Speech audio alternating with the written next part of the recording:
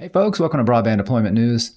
The City of Joplin, Missouri issued an RFP to overbuild Cable One's broadband service there, and they have selected ALLO Fiber. Be right back with that story.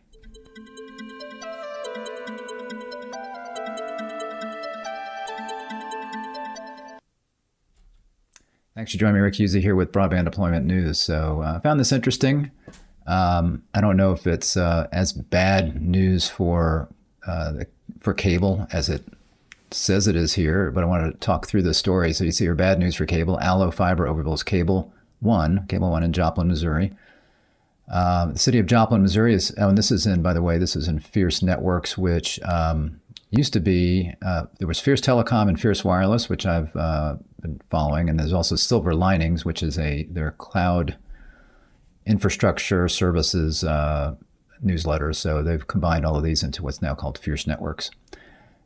City of Joplin, Missouri has taken broadband competitiveness into its own hands and has wooed ALLO Fiber to build a fiber network in the city that will compete against the longtime incumbent Cable One. This is bad news for Cable One, but it can also spell bad news for cable providers all over the country. For several decades, cable operators have been careful to respect each other's footprints rather than competing against each other in many markets, and they've always fought hard against municipal broadband efforts, arguing that taxpayer dollars should not be used to compete with their networks, which were built with private investments. But that way of approaching broadband may be coming to an end.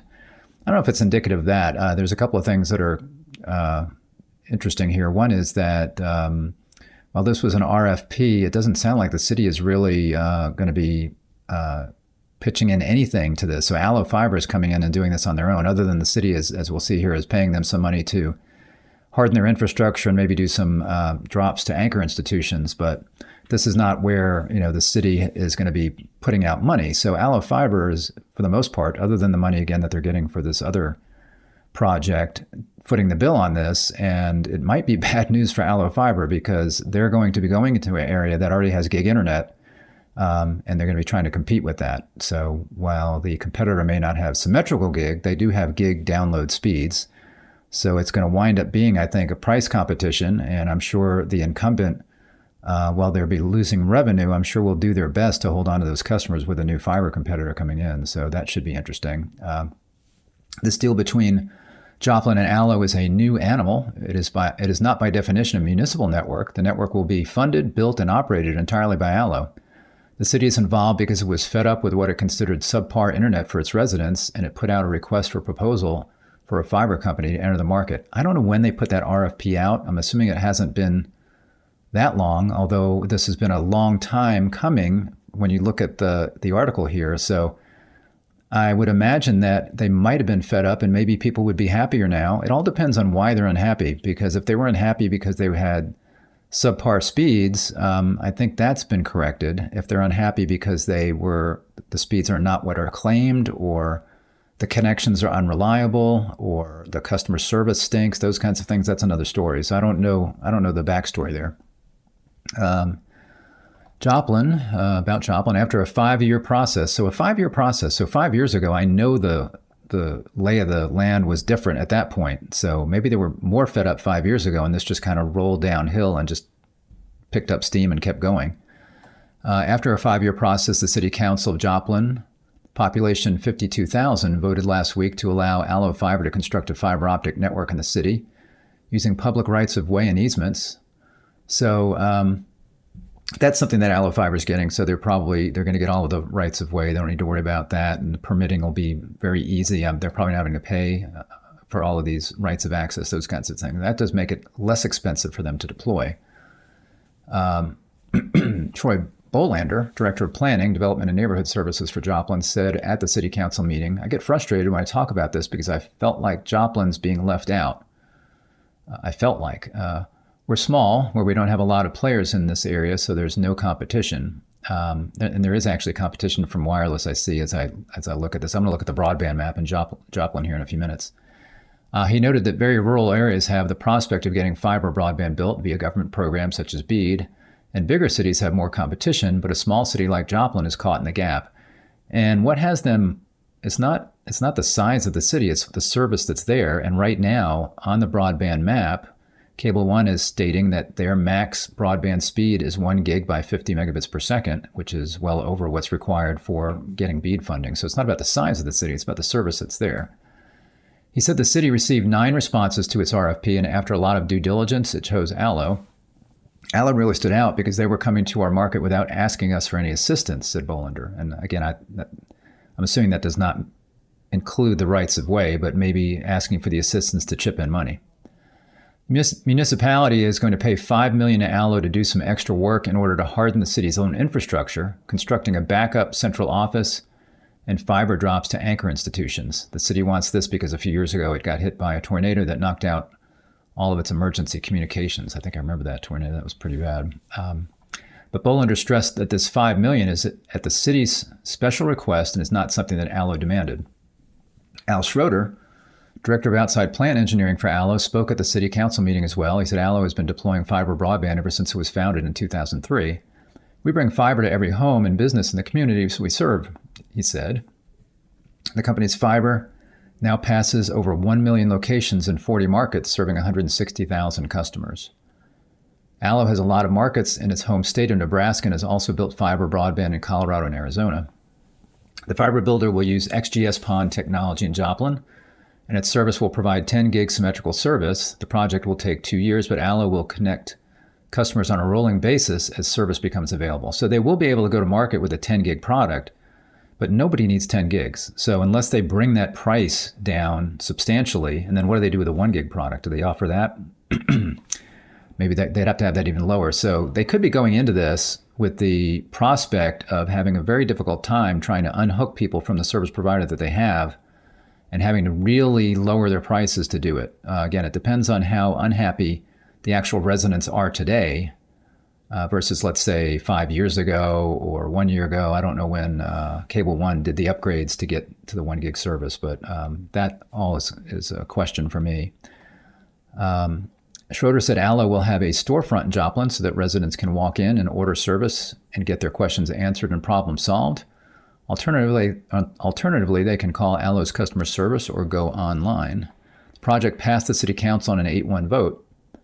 Broadband as a utility. Interesting and perhaps frighteningly for incumbent cable operators across the U.S., one of the City Council members brought up the subject of broadband as a utility. Councilman Mark Farnham, who was the sole dissenter on the vote, said he thought the network should be owned and operated by the city as a utility. Again, I don't think that's the way things are leaning. I think more what's happening in the municipal market is public-private partnerships where a municipal will partner with somebody like an ALLO, but generally then the city has a little more skin in the game. They may actually help build a lot of the infrastructure and let the service provider operate the service. You know, they'll maybe do the drops and those kinds of things, but the city will build the backbone infrastructure versus, the city saying we want to be a utility. Now, there are obviously cities that do that, like Chattanooga, for example, and have been very successful. But these days, you're not seeing as much of that. And the other thing that you're seeing, by the way, would be the city building the infrastructure and then not just with partnering with one provider, but looking at an open access network where they say, okay, here's the network, we're going to build it. Anybody that wants to provide service on it, retail service, then you can do that. And that would be open access where anybody can come provide service on there, assuming that they would qualify as a, let's say, experienced internet service provider in some respect. It says, I know there are many technical issues. There are pros and cons. It's complicated. And Joplin may not have the ability to do that right at this time, but I do believe that this particular utility, all aspects of it should be owned and operated by Joplin, said Farnham. And that is one of the issues with the city making the full leap into that is they don't necessarily have the experience. They're used to maybe providing water, maybe PALMs, it's water and sewer and trash service, those kinds of things. And broadband is a totally different animal, so to speak. It's much more technically involved, a lot of things that they would have to learn. So, and that's not just building the fiber network, but again, if you're going to be the sole operator, then you have to have the technicians to go out and do the installs and the maintenance at the customer homes, go into the homes, get people set up, those kinds of things. And that's where, sometimes on these open access networks, the operator or the city will build the network and you might have operators that come in and do that last mile kinds of stuff, or maybe the city still does it. But again, that takes some technical knowledge and experience really to either be getting experienced people or do lots of training for folks that have never done that before. So these are not words that cable operators want to hear. That would be true. And they certainly don't want to see a new trend of municipal broadband or of their broadband service being considered as a public utility. Again, certainly don't want to see that, but how much of that happens really depends on the service in the city. And these guys are saying that they did not like the service from Cable One. Again, how long ago was that? Is that the way it is today? Is it still that way? Or was this something from a few years ago, or even, somewhat more recently, if they were providing slower speeds, let's say. But certainly what this should be, it should be a wake-up call for cable operators that no matter where you are, you should be doing your best to provide the best service you can, because you are at risk of being overbuilt, or of, somebody like T-Mobile or Verizon coming in with a fixed wireless access product and taking your customers if people are not happy. But if people are happy, they don't like change. That's just the way we are. We don't like change, especially when it involves wires. So it's a little bit easier to get a T-Mobile device, pop it in your home and try it out because there's no wires involved. But if you have to start unhooking wires and hooking up new equipment and all of that stuff, it's a hassle. So you need to be not happy for one reason or another. There's different reasons, lots of different reasons you could be not happy, but they need to add up. And, price is one thing. Price is certainly one reason people might not be happy. And that is an area where cable operators need to be considering, especially once the competitor gets in there as well. And again, these long-term contracts, people hate them. So you want to be able to provide the best service you can and know that you're going to keep the customer by providing good service and not by trying to lock them into some, 1 or 2 year commitment. And then when that's over, raising your prices up. Let's just give people a fair deal and provide good service. As far as Cable One, for its part, it's been providing its HFC, your hybrid fiber coax Sparklight service in Joplin for nearly 45 years, not broadband. That would be, cable TV and then later broadband service. Until now, it has had no wired broadband competition in the city. Cable One told Fierce Networks it serves more than 19,000 residential internet customers and nearly 2,000 business subscribers in Joplin. That's a lot of customers that, again, would have to, that they should be able to hold on to a lot of those. And those are, if they can, that's a lot of customers that the fiber operator, ALLO, cannot, be sure that they're going to get. The company does have a local office in the city where its customers can talk with a customer service rep in person. So they do have a storefront there, apparently. We've worked hard for years to bring quality, reliable services and economic vibrancy to our Joplin community, and we look forward to continuing to do so for many years to come. The entrance of a new provider in Joplin will not change that, said a Cable One spokesperson. Cable One serves more than 1.1 million residential and business customers in 24 states. So we're talking about 19,000 residential internet customers. And I think it said it's at 60,000, a population of 52,000. And I'm not sure how wide an area this is. Is it just and maybe one of the things is, and this is sometimes the case, is that maybe where Cable One is providing services in the more dense areas, and as you get to the more remote areas, they're not providing that, and maybe they've been asked to provide that, and that's expensive. Maybe they planned on looking at getting BEAD funding to help them to do that, and maybe that's the issue, and maybe ALLO came in and said, hey, we'll build, where Cable One is now, plus we'll go to areas where they're not. That could be it. But certainly, if I were Cable One and there were these more remote areas that I didn't have, I would certainly be going after them now before ALLO Fiber gets a chance to build out there. So I want to take a look at the broadband map. So what you can do, and I link to this article as well as to the broadband map if you're not aware of that address, but so you can just go and look at Joplin, Missouri and select that and pull that up, and then it'll put you somewhere in the center of the city. And let me see if it's held my settings here. Where are the settings on this again? I can't remember. They moved them. Service filters. Here we go. All right. So I'm going to put just all wired over 100 by 20 and greater. So that's what this should be set for now. And so you can see, as you scroll through the city, there's some fairly dense areas and some more remote areas. I'm going to change the filter, not the filter, the view. Here we go. Satellite. And so this gives us a better idea of what we've got going on here. So you see, again, these are all covered. And as if I click on any of these, what I see is I've got Cable One again at a gig by 50, and I've got looks like I noticed you got T-Mobile here, licensed fixed wireless 25 by 3. So that's, that's the minimum, let's say, to be not to be unserved. You got Viasat, satellite. You got Whisper ISP, then where I was looking. That is, and who's that? That's Wi-Finity that are advertising 100 by 20. So you got some fixed wireless competition in there that's advertising at least 100 by 20 to get you up to, again, kind of the over the underserved, but it's right at the threshold. So the question is, these are advertised speeds, so are they actually reaching that? And that's always a question when somebody's right on the cusp that you have to wonder. You don't have to wonder whether Cable One is over what would be considered underserved because they're advertising a gig by 50. And as I mentioned in a broadcast I was doing yesterday about cable operators, and a lot of times what they do is they will actually over provision the service, and certainly Cable One could do this with the DOCSIS service that they're offering. If they're able to do a gig by 50, they could over provision that a bit so that people who do speed tests are going to hopefully get around a gig.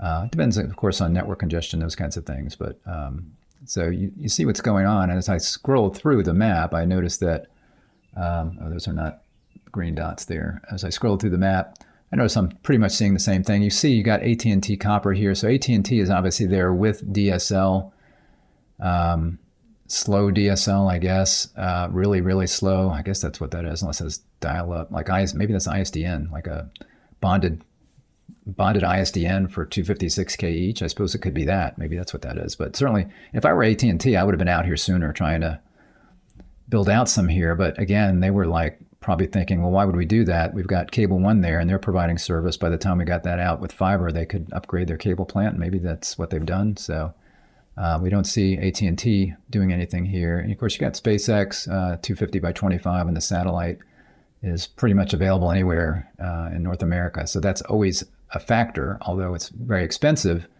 So nobody's going to get that if they can get cable modem service at a gig by 50, obviously, or certainly fiber. So, but as I scroll through here, I see certain places that are look like businesses where you've got some red dots, and it may be that these are not homes. It may be that these folks are getting service some other way, or it's not counted on the. I closed that, didn't I? Here, it's not counted. So here we've got just satellite and SpaceX and the fixed wireless, but they're showing. And I'm looking at just wired only, so it may be that they have the fixed wireless service since I took that off of there. Hold on one second. There we go. And then I was going to look at some other places. Actually, I pulled up the map to get closer to where I was. So I was scrolling to the west, and again, you've got the same kind of thing at all these locations here. So as I open that, I've got AT&T again with the copper and a Cable One, and the same thing. You got Hughes, you got Mediacom. That's interesting. Oh, here you got another one, Mediacom Communications. I'm assuming that's not Cable One, Mediacom. Interesting. I didn't notice that. Then you got Whisper. So is Mediacom, were they in Cable One the same at some point or later? What do we got here? Here we got Cable One. That's interesting that Mediacom was showing up right there. Here, AT&T Cable One. So I don't know what that was about. Anyway, so as I scrolled further west, I got again to more of these what look like businesses, but these seem to be covered by the same Cable One service, I'm assuming. Yeah. Go a little further, and I got to a point, again, some more businesses here that don't show they're being covered by Cable One or anything wired. But then I got to some locations that look like they're homes. That one there says it does not have Cable One service available. This could be a long driveway problem. And that is something that, sometimes cable operators, again, if the city comes to them and say, hey, we've got these customers in various areas that can't get service, and you want to charge them $20,000 setup fee to install your servers from the curb all the way down to the house. So it could be something like that. It might be a location in the middle of the woods here, who knows. Then you've got some that are covered here. So maybe they run down this way. You got Cable One. But then we get to some areas. I noticed we got some areas here where we don't have coverage, and it could be that they've not extended their infrastructure out there. We have nothing. This is still a Joplin address. Now you've got Joplin and you've got more Metro Joplin. The Joplin area, the city itself is like it mentioned, whatever it was, 50, 60,000 people. But in the metro area, so to speak, if you look at the metropolitan area of Joplin, they say it's more like 200,000. So it's like 60,000 households and not just people. So I don't know if this is outside of the city area, and would ALLO cover these areas? And is that the deal, that ALLO would cover here, whereas Cable One has so far said, nah, we don't want to go out that far, it's too expensive, or we will someday if we get funding, that kind of thing. This is an area where maybe Cable One's been building out. You know, as I look at this neighborhood here, maybe it's a new neighborhood. Let's zoom in and see if I can tell. It looks like trailers. Is that possible? Could be a trailer park. But again, this is the broadband map, so this is not where they are providing service. This is where they can provide service. But here I've got Cable One right there with gig by 50. But if I go right next door, I got no Cable One here, no Cable One here. I'm sure Cable One. So maybe they're in the process of building out to some of these more remote areas, and maybe they've been doing this, you know, to try to keep the city from selecting somebody for this RFP, and they haven't gotten out there. But again, if ALLO is going to be providing this service, the challenge they have is that all these houses, if this is part of the reason, then all of these locations that Cable One is not yet covering, they have to cover. So all these remote areas, as well as obviously the more metro areas of the city, you know, where you've got lots of density. And in these areas where you've got, if you've got 19,000 people that are already signed up, especially if Cable One is actually increasing where they're providing service, and they're certainly going to, I would think that they would build out to areas, they would edge out further into areas that they have not been doing.